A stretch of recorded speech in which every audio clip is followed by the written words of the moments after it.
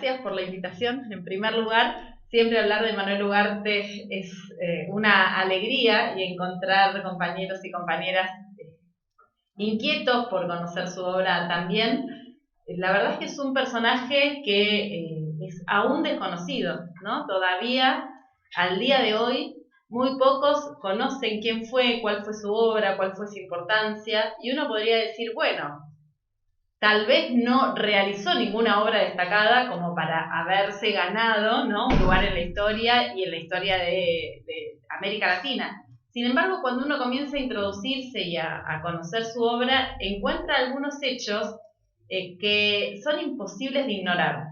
Voy a dar solo algunos ejemplos. Ugarte publicó más de 50 obras en su vida, entre relatos, cuentos, literatura, ensayos, muchos artículos periodísticos.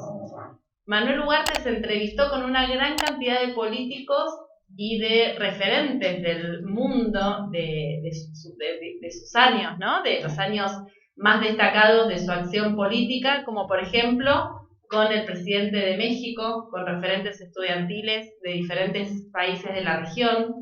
Fue, por ejemplo, el único orador no estudiantil en el acto de fundación de la FUA, la Federación Universitaria Argentina, allá por abril de 1918, cuando se produce el acto que se funda. Solo los jóvenes hablaron y lo invitaron a Ugarte en un lugar fundamental. Otro ejemplo, compartió el consejo editorial con Einstein en la revista Le Monde, en Francia, solo para dar algunos datos, ¿no?, del nivel de importancia y de relevancia que tuvo en términos de la historia intelectual y política argentina. También fue representante por el Partido Socialista Argentino ante la Segunda Internacional. Allí es donde se cruzó con Rosa Luxemburgo, por ejemplo, y participó de esos debates en la Internacional Socialista. Estamos hablando de un tipo de mucho peso. Sin embargo, la pregunta es qué pasó, que hoy pocos y pocas conocemos quién fue y cuál fue su obra. Y esto se debe fundamentalmente a los mecanismos que tiene nuestra construcción cultural, ¿no? Lo que el mismo Ugarte estudiaba, que él lo llamaba el colonialismo ideológico.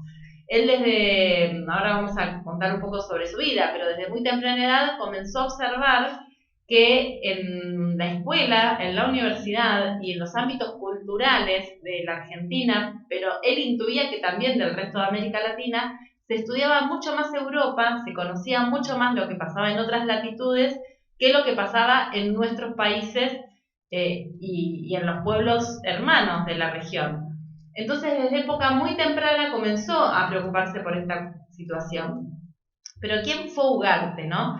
Ugarte nació en 1875, para que nos ubiquemos tiempo y espacio, y él muere en 1952, o sea que recorre gran parte y toda la primera mitad del siglo XX.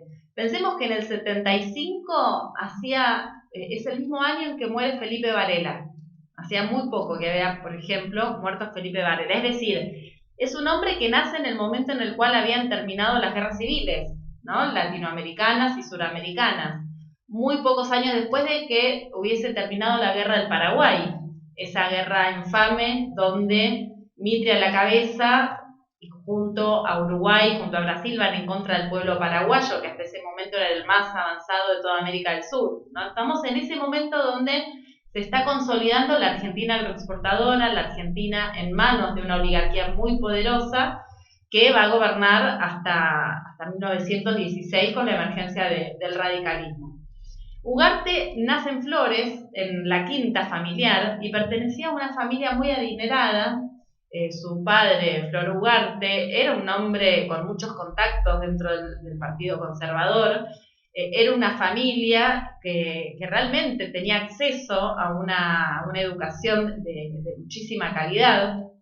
Y tal es así que él, Ugarte, ingresa al mundo de las letras y realiza su primer viaje a París siendo muy joven. Los jóvenes de esa época tenían esa posibilidad, ¿no? Y más siendo hombre, que también en ese momento era condición para introducirse en el mundo de esta alta cultura, entre comillas. Cuando él viaja a París, se comienza a vincular con una serie de autores que le llaman mucho la atención y que él realmente decide dedicarse de lleno a las letras, ¿no? Y esto va a generar algunos inconvenientes con su familia, especialmente con su padre, porque era bastante disruptivo para el camino que se tenía pensado para él. Pero bueno, sin embargo, él logra hacerlo y ya una vez en la Argentina crea una revista que va a ser la revista literaria, donde va a invitar a escribir una serie de personalidades de la época, va a tener muchos contactos, no solo argentinos, sino también de otros países de América Latina y también de Uruguay. Por ejemplo, Rodó, el autor del Ariel, va a tener un vínculo permanente. Es una época donde hay una generación de escritores y escritoras, después fue llamada como la generación del 900, que, bueno, van a estar reflexionando y pensando sobre qué significa ser latinoamericano.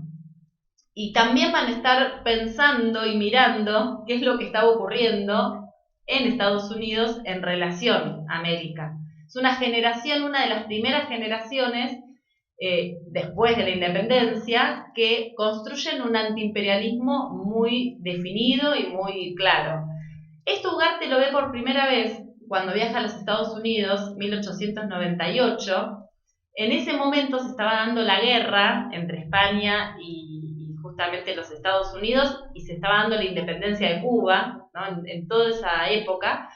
Y Ugarte lo que observa en los Estados Unidos es que la pujanza comercial que estaban teniendo y el desarrollo capitalista se estaba generando de la mano de la construcción de los grandes trusts. Por lo tanto, comienza a observar que ahí hay un peligro. Muy pocos años después, en 1901, empujado por esto que él había visto en los Estados Unidos, escribe su primer ensayo antiimperialista que se llama El peligro yanqui, que es un artículo que lo publica en el diario El País. Tengo por acá una serie de citas que no sé si las voy a encontrar, así que veremos. Acá está, ahí aparecen todos los papeles. Para que ustedes se den una idea, ¿no?, de qué estamos hablando. 1901, en la Argentina, plena etapa del modelo agroexportador, de la oligarquía en el poder. Y Ugarte decía: la prudencia más elemental aconsejaría hacer causa común con el primer atacado. Somos débiles y solo podemos mantenernos apoyándonos los unos sobre los otros. La única defensa de los 15 gemelos contra la rapacidad es la solidaridad. El partido que gobierna en Estados Unidos se ha hecho una plataforma del imperialismo. Entonces, ya ahí, si bien no lo desarrolla, está planteando la necesidad de la unión de los países latinoamericanos, cuando él habla de los 15 gemelos, ¿no? Y lo que plantea es que es estratégico y es una cuestión de supervivencia la unión, porque ya desde ese mismo momento está observando que Estados Unidos va a avanzar militarmente y económicamente sobre el conjunto de la América Latina. Entonces, a partir de este momento, empieza a interesarse por la realidad regional y, además de la obra, ¿no?, que él venía desarrollando y de los diferentes textos vinculados a la literatura, decide emprender un viaje donde él plantea que quiere ratificar o rectificar sus hipótesis y sus ideas sobre la región. Él en 1911, estando en Europa, había publicado un primer libro sobre estas temáticas, ya no de literatura. Después se podría hablar, no es mi especialidad, pero también hay compañeros y compañeras que estudian la obra literaria, ¿no? Yo soy historiadora, entonces trabajo los textos vinculados a los ensayos.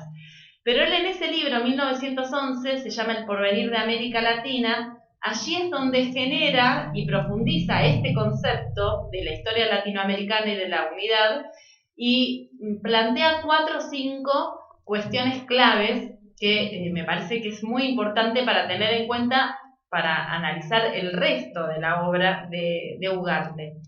Por un lado, lo que él plantea es: América Latina tiene características que permiten sostener que conformamos y somos una sola nación desmembrada. Y esto, que en el siglo XX luego otros historiadores y otros analistas y ensayistas políticos y políticos, grandes dirigentes, lo plantearon, en 1911 era realmente disruptivo, novedoso y precursor de toda una corriente latinoamericanista que después va a venir. ¿Se puede pensar como el pionero de este tipo de pensamiento? Sí, en el siglo XX, totalmente. Él recoge... Fuera de Bolívar, digamos. Claro, tal cual, a eso voy exactamente. Claro. Él recoge las banderas de Bolívar, de San Martín, también de Artigas, va a tomar esa tradición unionista y va a continuar desarrollándola, pero en términos de generar teorías sobre eso, yo creo que fue 100% el precursor y el que comenzó a generar el desarrollo teórico. Y además planteando algunos puntos que tal vez él no llega a profundizar, pero que abre una perspectiva para que luego otras generaciones recogen, ¿no? y continúan trabajando. Por ejemplo, este concepto de unidad nacional es muy disruptivo porque él está planteando que somos una nación y tenemos que reconstruirla. En algún punto en esa obra ya aparece lo que tiempo después va a ser denominado la teoría de la soberanía incompleta. ¿Qué significa esto? La soberanía implica que uno decide por sí mismo, ¿no? Como decía San Martín en 1816, primero seamos y después veamos cómo. Bueno, el ser, la constitución del ser y de poder decidir. Lo que plantea Ugarte es muy importante porque él dice, hasta que no seamos, o sea, hasta que no nos reunifiquemos, no vamos a poder ejercer la soberanía. Entonces, a veces cuando se habla del concepto de unidad latinoamericana, parece, ¿no? Como lo romantizamos. Uno se imagina ahí una estética medio hippie, bueno, algunas banderas de colores, y lejos de eso, en realidad Ugarte lo que está planteando es una cuestión estratégica de defensa y de, primero, de supervivencia, porque está diciendo el ave rapaz nos come, punto, uno. Y segundo, de ejercicio de soberanía. Esto hoy creo que tiene muchísima vigencia. Cuando vemos situaciones como las que están ocurriendo, donde en Tierra del Fuego están, ¿no? Generando las bases para la instalación de una base militar, o se recibe a una generala norteamericana, o se desconoce o se silencia o no se denuncia la presencia de la base de la OTAN más grande de todo el Atlántico Sur en Malvinas. Todos esos elementos muestran que la debilidad del Estado argentino es muy grande y la dificultad que tiene la Argentina para el ejercicio de la soberanía. Entonces, Ugarte lo que plantea de la reunificación es estratégico y no debería ser visto solamente como una idea romántica, sino como una necesidad y hasta una cuestión de urgencia política.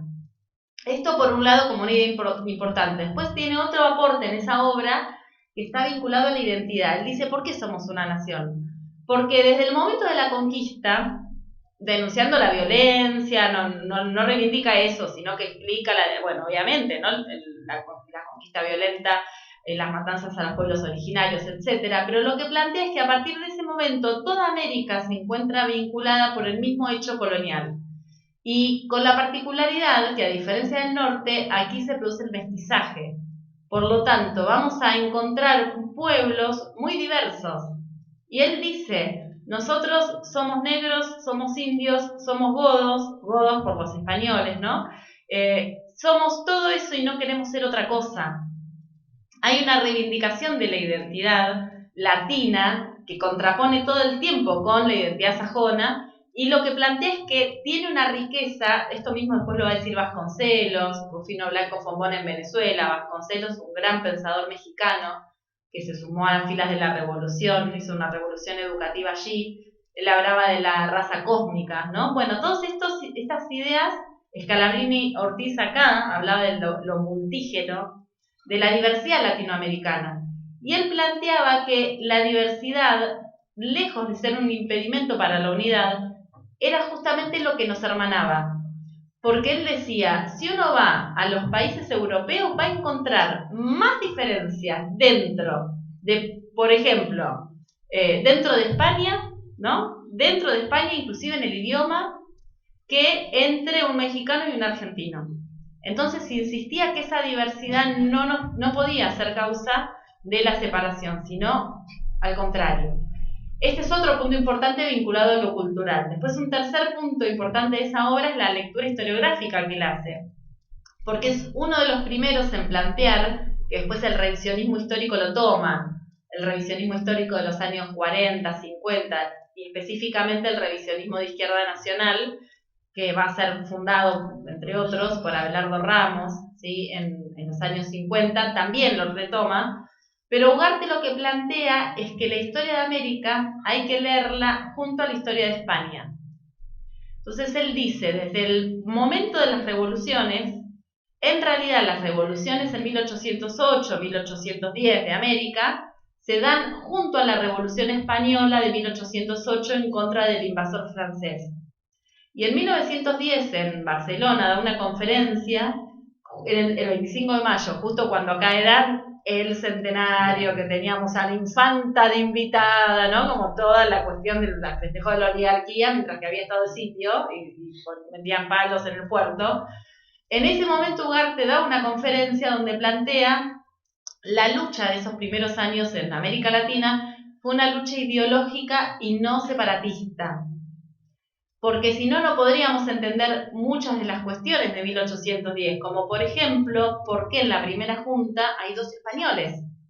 La primera junta, si uno repasa los nombres, que antes nos hacían estudiar de memoria, ahora ya creo que no, allí veo a las chicas, ya no creo que los estudien de memoria, pero Mateu y Larrea, cuando uno los repetía, ni se percataba que eran españoles. Entonces, esa primera junta, que tiene presencia de 2 españoles y que va a haber una jura en favor del rey preso, está mostrando que el conflicto se da entre aquellos que tenían ideas liberales, democráticas, y aquellos absolutistas. Que en España también se da ese conflicto entre el grupo que había apoyado a Carlos IV y a su ministro Godoy, que habían sido desplazados antes de que invadiera Napoleón, por el grupo de los liberales, entre los cuales estaba, por ejemplo, San Martín, que lucha en el ejército español en contra de los franceses y que en un momento retorna a América para continuar la lucha contra el absolutismo acá. Y Ugarte, tomando algo de esto, algo Alberdi había dicho en algún texto, ¿no? Había tomado algunas de estas ideas, pero bueno, Ugarte lo que hace es plantear la necesidad de repensar la historia y dice, ojo, nuestra historia fue contada desde una mirada antihispánica. ¿Por qué? Por la influencia de los franceses y de la cultura francesa acá y después de los ingleses. Entonces, desde esa óptica, él se logra acercar a una serie de intelectuales españoles llamados aquellos hombres de la generación del 98, Unamuno, todo el mundo cultural español, y empiezan a tejer puentes. Y viviendo, tanto Madrid como París eran espacios de intercambio, de sociabilidad, donde, por ejemplo, conoce a Rubén Darío, ¿sí? Conoce y genera una red muy importante que él mismo cuenta, aquí que les traje de regalo este librito, son las memorias de Manuel Ugarte. Él escribe sus memorias en 2 libros, uno es Escritores Iberoamericanos del 900, donde justamente narra muchísimo su estancia en París, su estancia en Madrid. Los primeros capítulos se llaman así, París y Madrid, y cuenta lo que significaba vivir en ese momento allí. Y luego va contando anécdotas con gran parte de las personalidades con las que se vinculó, como por ejemplo José Santos Chocano, Rubén Darío, Gómez Carrillo, bueno, ingenieros, Lugones, obviamente ellos de acá, con Alfonsín Storni también tuvo vínculos. Entonces él va narrando, ¿no? Esta realidad muy particular de Elmira Agustini, que ahora vamos a decir algo de ella, una poeta uruguaya, una realidad muy propia de los primeros 2 décadas o la primera década del siglo XX. Esta situación y todo este universo cultural y estas ideas que les estoy mencionando, el tema de la unidad del antiimperialismo, la identidad latinoamericana, son las que lo impulsan a hacer aquel famoso viaje. Él se decide a hacer el viaje y básicamente va a dilapidar la fortuna de su familia, que la va a destinar a salir a hacer una gran campaña para militar por la unidad latinoamericana y comienza a recorrer toda la región. Y el impacto que tiene desde fines del 11, principios del 12 hasta el año 14, el impacto que tiene la presencia de Ugarte en cada uno de los países es impresionante. Cuando uno mira las fuentes, hay muchos titulares, después les voy a compartir si quieren para incluir aquí en el video, pero hay muchos titulares donde él justamente se va dando cuenta, ¿no? de la repercusión que tienen. El primer lugar que visita va a ser Cuba. Y allí, bueno, los titulares dan cuenta de los miles y miles de jóvenes que los van a escuchar y les llama mucho la atención porque registran los periódicos que en su discurso reivindica Martí. Entonces plantean que es el espíritu de Martí, ¿no? que venía de la mano de Ugarte. Después va a ir a México, donde también va a tener una repercusión muy importante. Y a partir de México, los Estados Unidos se dan cuenta, tenían espías por todos lados en esa región, y se dan cuenta de que estaba predicando, ahora no. Bueno, ahora se me ocurren muchos comentarios, los vamos a dejar aparte. Utilizan otro tipo de método. En ese momento mandan a un funcionario del Departamento de Estado de Estados Unidos que iba delante de Ugarte. Entonces decían, Ugarte va para El Salvador, el tipo iba para El Salvador, va para Nicaragua, iba para Nicaragua, y hablaba con los gobiernos y le impedía o metía presión para que no pudiera dar los discursos.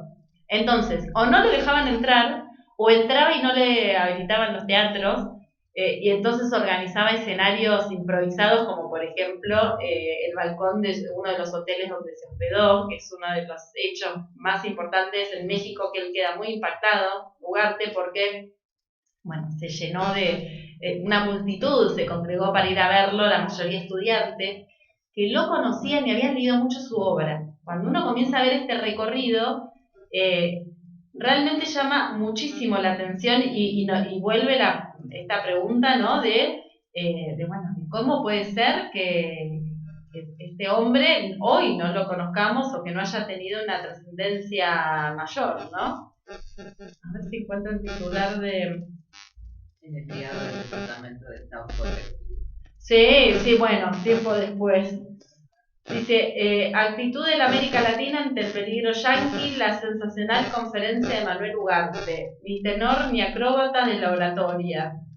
Palabras del señor Roth, los 3 puntos equidistantes, el polo norte, Panamá y el polo sur. Esa fue la conferencia que dio.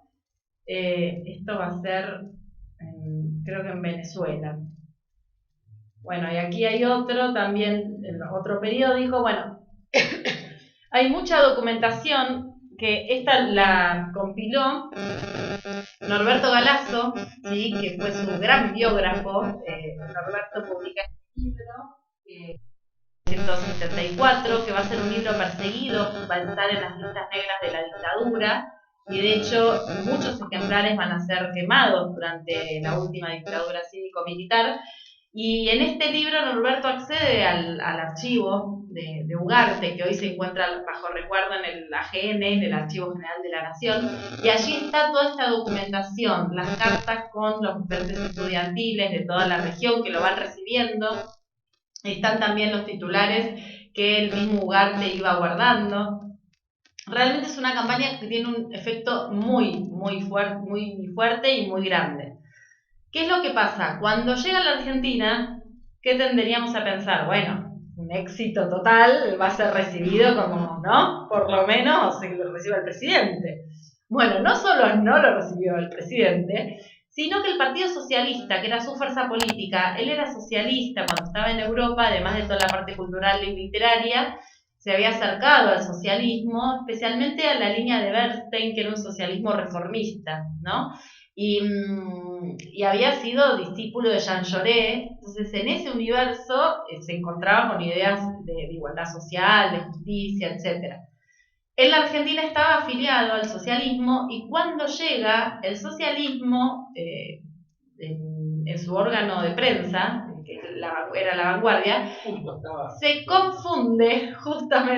confunde y anuncia mal el día o el horario en el cual llega, en qué barco llegaba. Y justo se confunde, y la juventud que lo quería ir a esperar, que estaban todos desesperados, los jóvenes militantes, porque querían hacerle una recepción, cual héroe, ¿no? del socialismo, no va nadie a buscarlo, van 3 y dicen que esto es un desastre, ¿qué pasó? Bueno, y se entera luego, ¿por qué? Porque cuando se empiezan a pelear con los referentes del socialismo, hay un artículo donde La Vanguardia dice Ugarte llegó empapado de barbarie, porque había estado con pueblos latinoamericanos. El socialismo acá tenía una mirada muy europeísta. Entonces, Juan B. Justo y toda la conducción no eran obreros, y consideraban que los obreros eran los de Europa, ¿no? Había una cosa de mucha distancia cultural con los otros sectores y los otros grupos de América Latina. Entonces, bueno, ahí Ugarte tiene una confrontación, tal es así que terminan expulsando el Partido Socialista. Él vuelve a Europa y en los años 20-30 comienza otro periplo que va a estar vinculado a reflexionar y pensar sobre las consecuencias de la guerra.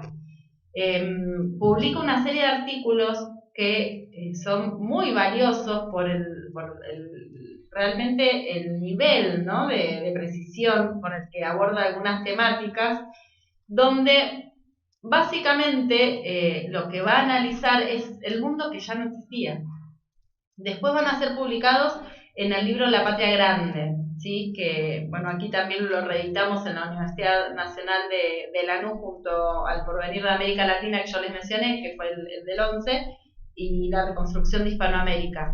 Pero en los años 20 él tiene este libro de La Patria Grande, donde lo que analiza es ese mundo y esa utopía europea positivista del progreso indefinido no va más, ¿no? Entonces comienza a observar de que para los países como América Latina, los países periféricos, era necesario avanzar hacia un proceso de construcción de industrias nacionales.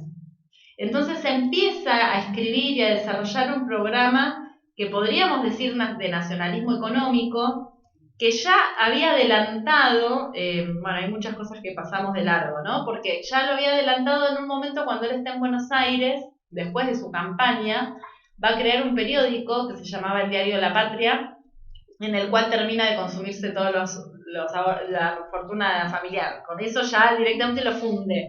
Y en los años 30 es tan pobre que se encuentra en el exilio en Chile y tiene que vender su biblioteca para sobrevivir, del nivel de pobreza al cual llega, porque había dejado todo en la militancia y en las recorridas por América Latina. Ya en el diario La Patria él había adelantado en su primer número, en un mensaje a la juventud, una serie de puntos donde va a sistematizar lo que después en los años 20 desarrollan estos artículos. Fíjense, les menciono 3 nada más, para que ustedes vean la parte de la actualidad de esto, ¿no? Decía, propiciaremos ante todo el desarrollo de las industrias nacionales, fomentaremos el florecimiento de las iniciativas argentinas y ayudaremos todo empuje que tienda a revelar o desarrollar fuerzas propias, para que las iniciativas que nacen, evolucionan y quedan en el país sustituyan por fin a las fuerzas económicas que vienen del extranjero y vuelven a él llevándose gran parte de nuestra riqueza. 1915. Fíjense la actualidad. Dice después, lucharemos porque en vez de palacios y monumentos se construyan caminos, puentes, ferrocarriles, desguaces y cuanto pueda valorizar el territorio y favorecer la explotación de su riqueza, o sea, desarrollo de infraestructura, obras, en vez de consumo suntuoso, que era lo que la oligarquía por aquellos años hacía, construyendo esos palacios tan hermosos, ¿no? Pero bueno, que fueron construidos exactamente en la ciudad, la París del Plata, que fueron construidos por aquella época. Después dice, combatiremos los monopolios y los abusos de las compañías extranjeras. Bueno, cualquier parecido a la realidad En política internacional nos opondremos, venga de donde venga, a todo acto de carácter imperialista que pueda lastimar los derechos de las repúblicas hermanas. Y abogaremos por reformas educacionales que tiendan a determinar en alta concepción una escuela que haga de la escuela, una cátedra de civismo y de carácter que capacite a los argentinos para dirigir todas las fuerzas a la actividad nacional. Y remata para no ir a buscar especialistas del otro lado del océano. Clarísimo.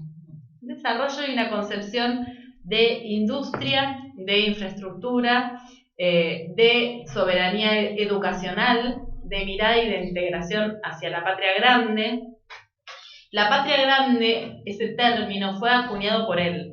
La primera vez que alguien utilizó ese nombre como nombre propio de la región fue él. Así como Martí decía Nuestra América, Ugarte planteaba que una forma posible, la cual se podía llamar, era patria grande, ¿no?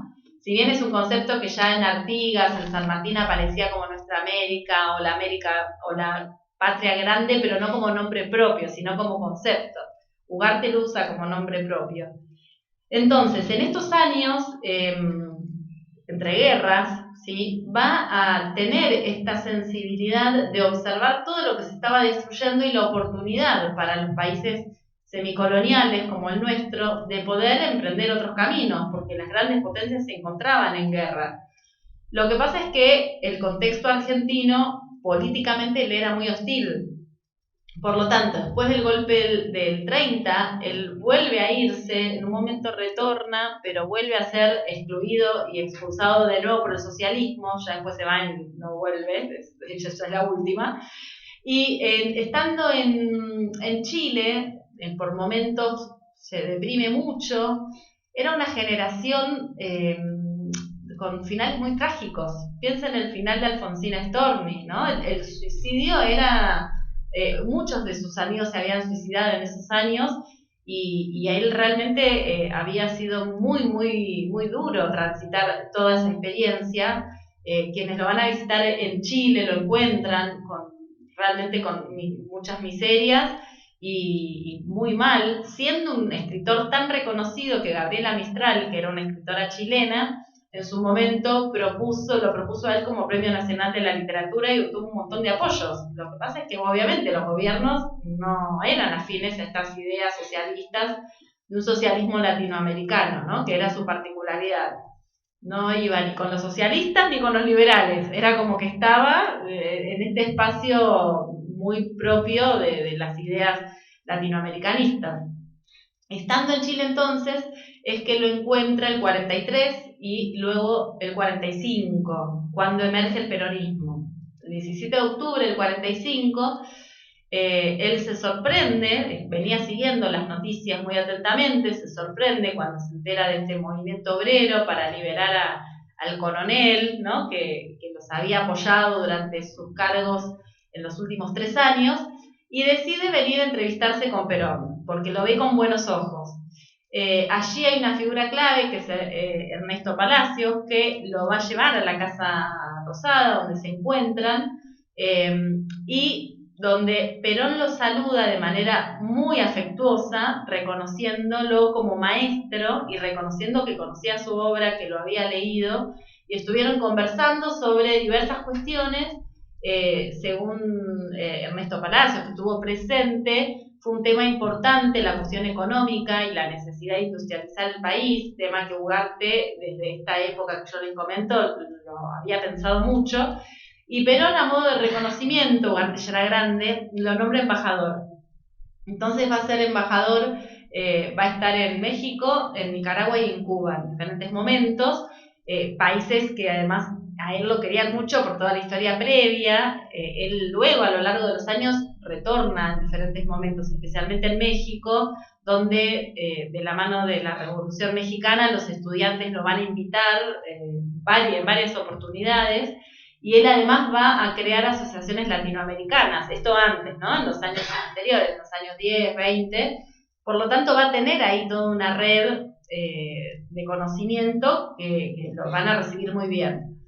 En un momento, ya hacia el año 49, 50, Ugarte empieza a tener problemas con la burocracia, digamos, de la Cancillería. Y con los cambios de gabinete que se dan en los últimos años del gobierno de Perón, Ugarte decide renunciar, porque empieza a ser una persona, debería ser una persona con su carácter, ¿no? Muy especial. Y además, dentro del peronismo había tensiones. Y llega un momento en que otros hombres que habían sido cercanos a Ugarte, por ejemplo, los ex forjistas, Jaureche, Calabrini también, ¿no? Hay una cosa de que comienzan a ser acusados, ¿sí? Como que tenían ideas más de izquierda, etcétera. Hay un desplazamiento de varios grupos y Ugarte renuncia. Sin embargo, nunca hace una crítica pública. Se va a Niza, que él ya había vivido ahí, vuelve a establecerse allí con Thérèse, que era su esposa francesa, y decide volver a la Argentina en el año 51 para votar para elegir a Perón en la segunda, ¿no? Presidencia. Suponemos. ¿Cómo? Porque el voto era secreto. Claro. Sí, se hizo unos cuantos kilómetros, pobre hombre, calculo. O sea que no criticó, no fue una crítica pública, sí, en el ambiente político, diplomático se sabía las diferencias, y cuando vuelve finalmente a Niza al poco tiempo, aparece muerto en su departamento a producto de emanaciones de gas. La policía dice que es un accidente, la policía francesa, están las notas de la policía. Sin embargo, hay una sospecha de que pudo haber sido un suicidio, un escape de gas provocado, ¿no? Intencional. Y para cerrar, ya después iremos a las preguntas, si quieren, pero entre los papeles que se encontraban en su escritorio, y yo creo que esto es un indicio, ¿no? del tono en el cual él venía escribiendo esos últimos días, se encuentran algunas reflexiones que les quiero leer una cita. Mi libro que les estoy regalando tiene una marca mía. Bueno, no importa, es una virome, una linda cita. Saben que esto lo había agarrado en algún momento. Él escribía: si alguna vanidad me queda, es la de haber comprendido el absurdo de toda vanidad. No faltará quien diga que esta es una forma suprema de orgullo, y acaso tenga razón. Pero no diría toda la verdad si no confesara que más que lo que hice, me complace lo que no hice y lo que no he intentado hacer. No hay en mis recuerdos una sola intención, un solo gesto del cual pueda arrepentirme o avergonzarme. Todo fue altruista y claro, hasta las consiguientes derrotas de las cuales me envanezco por líricas y disparatadas. Si me exigieran una definición total, diría, dejando de hablar en broma, que he sido un hombre bueno y que a pesar de la expresión gastada, si tuviera que nacer de nuevo, volvería a empezar. Y con estas palabras del mismo Ugarte, que ya parecía casi una despedida, ¿no? Bueno, hasta aquí dejamos para algún comentario. Gracias. Y cerramos ahí el video. Y ahora se puede cerrar. Bueno, sobre todo la etapa de la gira latinoamericana, sí. Claro, sus relaciones con Rodó, con Rubén Darío, y el tema de la reforma, porque lo que fue muy impactante para América Latina, sobre todo si contás que la recepción era básicamente de estudiantes de toda Latinoamérica. Él se conocía en Latinoamérica como reformista o por su propia obra. Mira, es muy interesante preguntas. Ahora reitero, pero espera que estoy buscando porque yo escribí un artículo, después se los voy a pasar, que es justamente sobre el movimiento estudiantil. Si pensamos el rol de Ugarte en la reforma estudiantil, en la reforma universitaria, yo estoy de acuerdo, no es que lo creo, lo plantearon historiadores uruguayos, que Ugarte fue una figura central para la construcción de una red que luego funcionó para que circularan las ideas de la reforma. Siempre se dice, y es muy conocido, que después de 1918 el Manifiesto Liminar de Córdoba empieza, ¿no? Jóvenes universitarios americanos. Entonces, ese documento tuvo una rápida recepción en todos los países de la región, especialmente en Perú, bueno, en Chile, en Perú, en Centroamérica, en Guatemala, pero en México y Cuba. Son lugares centrales. Si uno dice los más icónicos, tanto Cuba, México y Perú. En Perú, de hecho, se crea uno de los dirigentes estudiantiles, Aya de la Torre, es quien después crea el APRA y el movimiento antiimperialista peruano. Entonces ahí hay una potencia de las consecuencias de la reforma muy importante, que de hecho Jauretche va a decir la reforma dio sus mejores frutos en el resto de América, porque nuestros jóvenes reformistas, que empezaron como una revuelta, ¿no?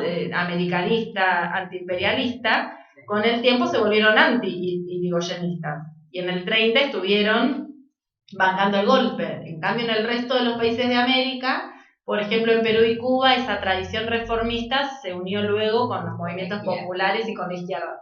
En ese circuito es que la hipótesis es que sin Ugarte no hubiese sido posible. Digo Ugarte y también otros, pero Ugarte particularmente, ¿por qué? Porque hay documentación, que fue lo que yo hice en este trabajo fue sistematizar con quiénes se encontró en cada uno de los países, que son los jóvenes, exactamente, que después son los que reciben, si me esperan un segundo, ahí se los comparto con precisión para no hablar de memoria. Son los que después reciben, porque eran los dirigentes, eran los presidentes de las federaciones. De hecho, cuando uno mira y analiza los actos que se van dando, casi todos son organizados por federaciones de estudiantes. Algunos de obreros, que eran llamados la Confederación de Artesanos, pero el movimiento obrero en ese momento era incipiente, claro, estaba recién ahí naciendo porque la industria no había tenido aún un desarrollo importante, ¿no? Miren acá, por ejemplo,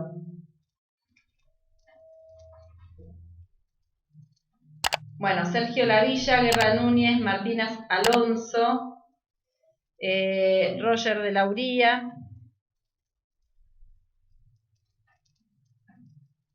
Estos son algunos de los que se reúne en uno de sus viajes. Pero eran todos dirigentes estudiantiles. Todos dirigentes estudiantiles, exactamente. Sí, acá están los de México, porque, bueno, por ejemplo, en El Salvador se encuentra con Salvador Melo, que era un dirigente estudiantil, que tiempo después va a publicar un trabajo, va a ser escritor y va a publicar un trabajo antiimperialista donde las ideas de Ugarte se veían fuertemente presentes. Bueno, y ahí pues, podríamos mencionar varios, ¿no? Cuando llega a Nicaragua también, son todos dirigentes estudiantiles. Por lo tanto, ahí hay por ejemplo, en Colombia, bueno, yo les mencionaba el número, fue escuchado por más de 10.000 personas, según el periódico que cubre ese momento, ¿no? Después te lo paso si querés el artículo. Claro, o sea, que la imagen de Ugarte en Latinoamérica era como la de un reformista más que como un literato. Bueno, hay una frase muy linda que también está por ahí que dice, en realidad la reforma es del 18, por lo tanto, cuando él hace su campaña, no estaba el concepto de reforma, porque todavía no se había dado, y además él es uno de los maestros de la juventud, es considerado de los maestros de la juventud, como Rodó y tantos otros, porque era de la generación anterior. Entonces, pero cuando él viaja, él es muy interesante porque dice que como que estaba nervioso antes del viaje, ¿no? Entonces dice, porque van a recibir algo, porque se pregunta si van a recibir al poeta que fui, al literato que fui, o al poeta que fui, o al activista que soy. Entonces dice, exactamente, y tiene algunas frases muy lindas, que cuando uno las lee textual, como leer un escritor, una pluma exquisita, es muy lindo leerlo, pero hace esta reflexión, ¿no? Con ir con inquietud, especialmente a México, donde él ya había estado, bueno, esto, ¿quién era él, con qué iba y cómo lo estaban esperando? Esta tensión entre el escritor y el literato y el activista. Ya después del año 12-13, con toda claridad, prima el activista sobre el literato. O sea que ya a partir de ahí empieza a ser conocido por su obra política, por su compromiso político. Los reformistas lo llaman, por ser maestro, y lo llaman por su compromiso político, y va a tener gran influencia en toda esa generación. Si uno mira el Manifiesto Liminar de Deodoro Roca, va a encontrar elementos centrales del antiimperialismo de la época, pero puntualmente que estaban en Ugarte, ¿no? Y esto además después se ve, hay un autor, David Pulido, un colega, que trabaja muchísimo la figura de Ugarte en México, y cuando vos ves los años 20 en México y cómo los estudiantes lo convocan, lo llaman, lo consultan, el lugar donde que le dan en los congresos estudiantiles en la UNAM, en México, internacionales, tiene un lugar destacadísimo, ¿no? Entonces ahí es donde hay una articulación directa entre el origen de la reforma, por la influencia ideológica, pero después la circulación, por toda esta red que iban tejiendo, que además no quedaba solo en vínculos personales, sino que donde iba dejaba como misión crear una asociación latinoamericana. Eran ateneos culturales, asociaciones, eran figuras, digamos, bastante endebles desde lo orgánico, ¿no? Pero digamos, el llamado era a constituir estas asociaciones, que más allá de que funcionaran más o menos, lo que sí hizo fue generar una red. La correspondencia era la forma, no había redes sociales, no había WhatsApp, pero sí está toda la correspondencia, el epistolario está publicado, todo lo que es un libraco así, que hace una selección muy buena, que da cuenta de la cantidad de vínculos transnacionales que se daban, ¿no? Y que fue central en toda esa década. Y hablando de las redes y de los vínculos y de la década del 20, 30, con el marxismo que había vasos comunicantes, no sé, Mariátegui tenía vinculación con el marxismo latinoamericano. Sí, tenía una aclaración más teórica, que en realidad él se había acercado al socialismo mediante esta pata reformista, entonces no tenía o no compartía estas lecturas del materialismo histórico, ¿no? Puramente. Cuando uno, además venía del modernismo, entonces hace una síntesis ahí muy particular, pero cuando uno mira su obra y su programa político, yo leí algunos fragmentos, es mucho más cercano a un nacionalismo revolucionario, o a lo que hace después Perón, que tiene esos preceptos, ¿no? Más que terminar con la propiedad privada, o sea, tiene una mirada mucho más reformista y vinculada al nacionalismo. Sin embargo, establece vínculos con todos, o sea, con el socialismo y el movimiento antiimperialista peruano, mexicano. Es un momento de mucho intercambio y de mucha circulación de ideas. En relación a esto último, yo te iba a preguntar, lo voy a afinar, porque parte de eso te preguntó Laura.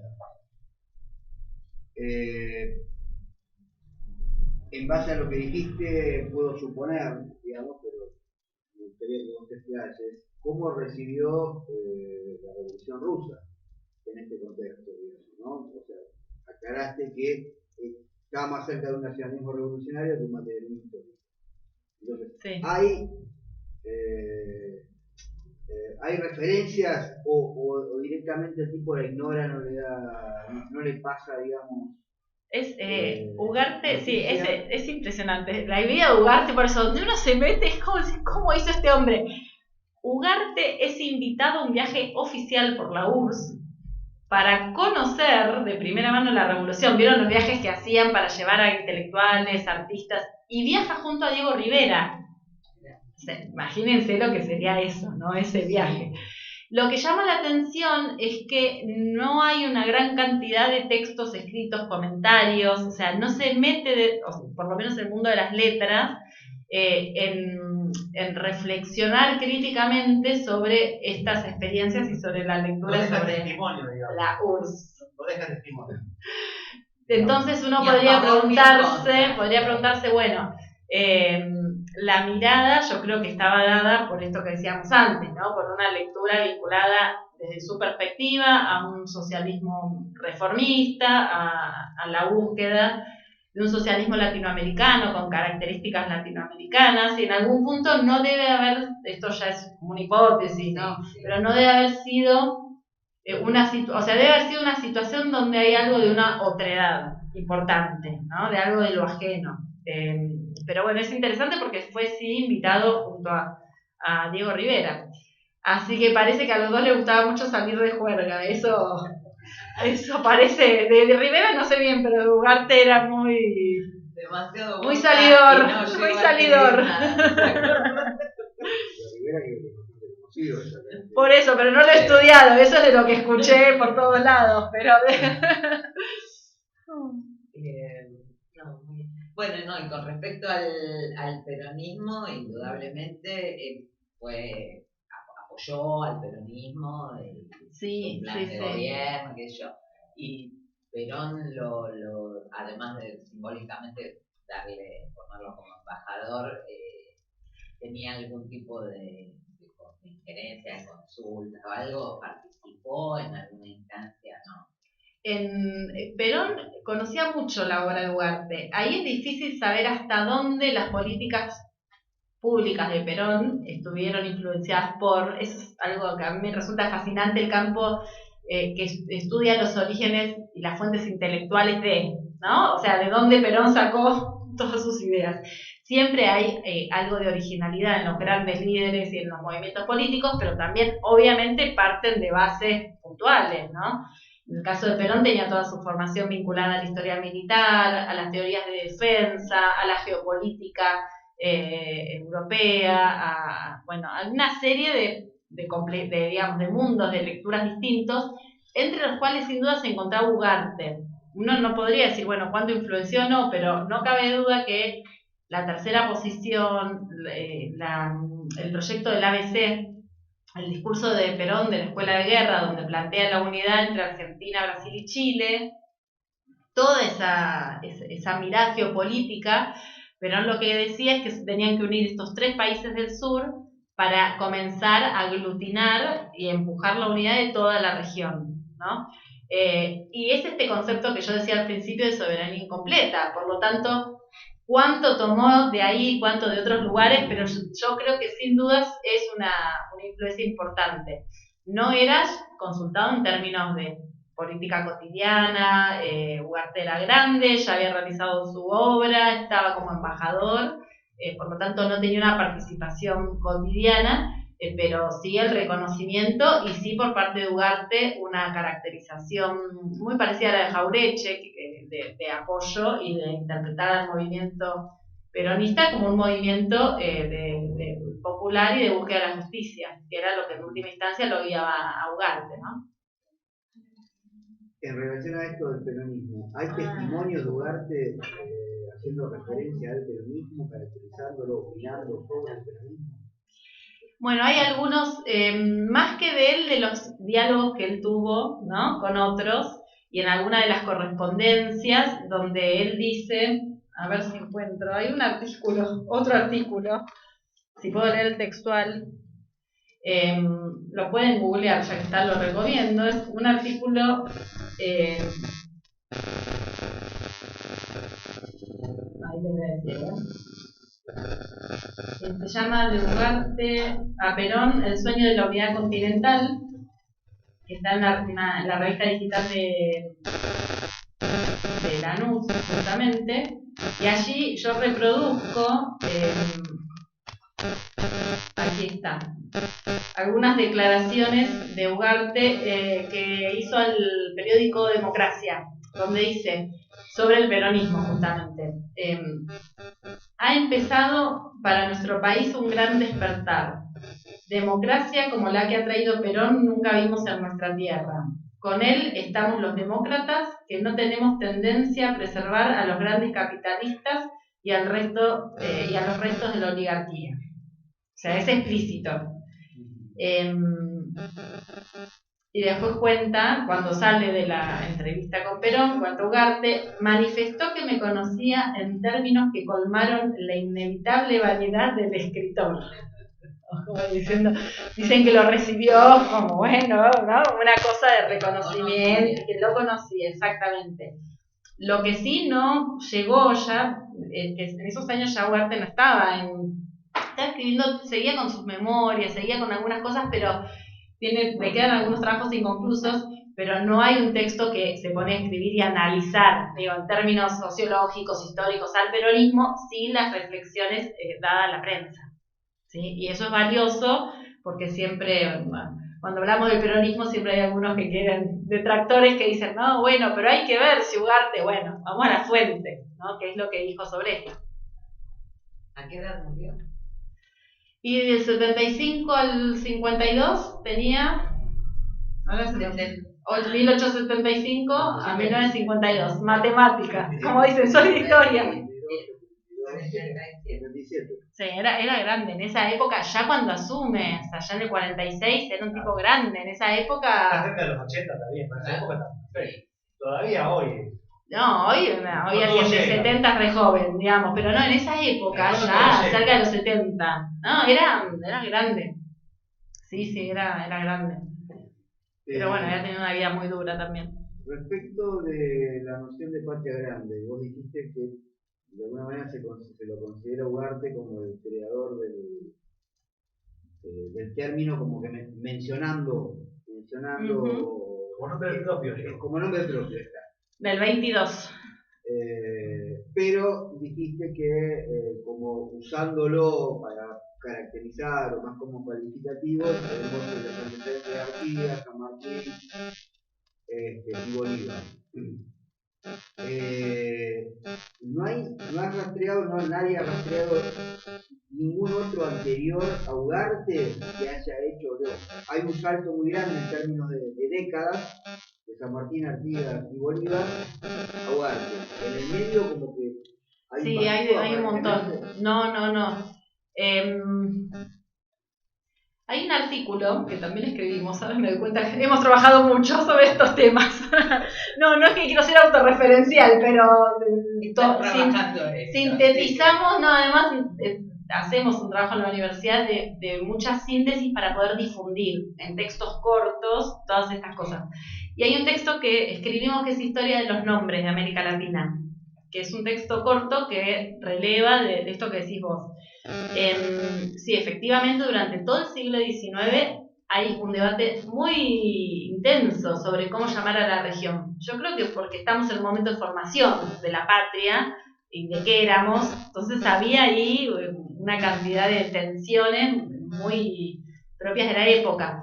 Al principio, en la etapa de la emancipación, o sea, los nombres de la unidad, ¿no? Sería un poco, ¿cuál es el nombre? Si pensamos que hay una unidad, ¿cuál es ese nombre? El primer nombre que se utilizó y que fue popular fue Colombia. El primero que lo utiliza fue Francisco de Miranda, un revolucionario venezolano, que en Estados Unidos, momentos previos, ya cuando quería anunciar que América, ¿no?, iba a comenzar su revolución, América Latina, lo llamaba el continente colombiano. Bolívar lo toma e insiste con Colombia, pero para toda América, no solo para lo que después fue la Gran Colombia, que fue el territorio que él gobernó, lo que hoy es Venezuela, Colombia, Ecuador y Panamá. En ese momento, él dice que toma Colón porque fue el punto de partida que nos une como pueblos, ¿no?, en toda la diversidad que tenemos, de haber sido conquistados y tener una lengua en común, etc. Entonces ese fue el primer nombre. Después aparecen otros, Provincias Unidas del Sur, que se propone como para ampliarlo y tomar a todo. Después Bolívar, cuando Colombia ya no va, porque fue el nombre de esta parte del norte de Sudamérica, dice Estados Unidos del Sur, que fue la última manera que él llamó, ¿no?, a la región, y que propuso en el 1824, llamó un congreso en Panamá, se hizo que en el 26, pero que fracasó. Pero ahí era supuestamente el momento de origen. Y después ya, a lo largo del siglo XIX, Francisco Bilbao es muy interesante. Él empieza el tema de América Latina. Se empieza a discutir, hablar de América Latina para incluir, hay toda una historia sobre el término en sí, porque los franceses querían tener injerencia, entonces algunos dicen que es pro-francés, pero también otros plantean Hispanoamérica. Después, cuando aparece Mariátegui, Indoamérica, y allá en la torre tiene un texto muy gracioso que dice: América se debería llamar Hispano, Luso, Afro, Indoamérica, pero es muy largo, así que bueno. Pero hay un montón de nombres que giran en torno a esa época. Y el último es Abya Yala, que nace ya en los años 90, 1990, de la mano del movimiento indigenista, que plantea que se tiene que buscar un término originario. Lo que pasa es que las lenguas originarias, cada idioma tiene su forma de llamar a la tierra, porque América no existía, porque no había un englobar. Es mucho más particularista ese. Bueno, y el Abya Yala lo que se hizo fue un debate terrible cómo tomarlo, porque no hay un vocablo. Entonces lo que se hizo fue tomar el primer pueblo originario que consiguió autonomía política en Colombia a principios del siglo XX, un pueblo colombiano que en su lengua, su tierra se llamaba Abya Yala. Entonces se tomó como simbólicamente eso para hablar de todo. Pero yo me soy mapuche y me opongo. Bueno, claro, la tierra es... 1990. A partir de 1990 el Congreso Indigenista, sí, a partir de cuando comienzan los movimientos de derechos. Plena posmodernidad, digamos. Ese contexto, tal cual. Una cuestión más tal vez geopolítica. O sea, vos contaste que la primera etapa, los primeros trabajos, y en el siglo XIX la discusión era entre absolutistas y liberales, qué sé yo. Y él se va definiendo como antiimperialista, puntualmente como antinorteamericano. Identifica a los yanquis como el enemigo. Pero era hispanista, o sea, ¿qué crítica tenía al colonialismo español y al tema de la conquista? Porque por ahí cuando comentaste eso parecía como que rescataba la tradición. Bueno, esto es un punto para profundizar, porque es un tema que no es lineal, ¿no? A lo largo de la obra de Ugarte. Varias cuestiones. Por un lado, una aclaración del antiimperialismo de Ugarte, como toda la generación del 900, mira primero a Estados Unidos y es un antiimperialismo anti-yanqui, pero Ugarte tiene la particularidad de observar los dispositivos de dominación de Gran Bretaña, de Inglaterra acá, cosa que no es común, porque como después va a decir Jauretche, el primero que vio esto fue Scalabrini Ortiz, que nos hizo entender que veíamos el águila, ¿no? que molestaba en el norte, pero no al león que nos comía en el sur, ¿no? Jauretche tiene una frase así como diciendo teníamos un antiimperialismo abstracto.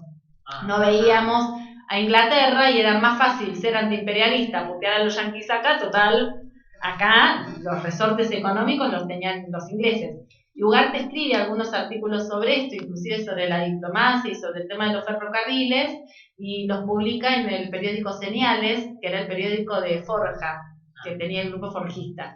Dicho eso con respecto al antiimperialismo, él va a ser crítico de toda expresión de colonialismo. Por lo tanto, cuando habla de la conquista de América, es crítico, denuncia las matanzas, reivindica las culturas ancestrales. En El porvenir de América Latina tiene un capítulo, que son los indios, los negros, como que va analizando, ¿no? Pensemos que estamos en el principio de siglo, entonces, por ejemplo, se habla de razas, o sea, hay un mundo y un universo conceptual distinto al actual.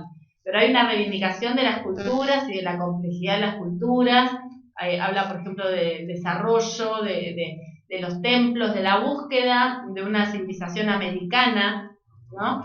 Él plantea que los pueblos son civilizados cuando son auténticos y cuando se desarrollan según sus propias fuerzas.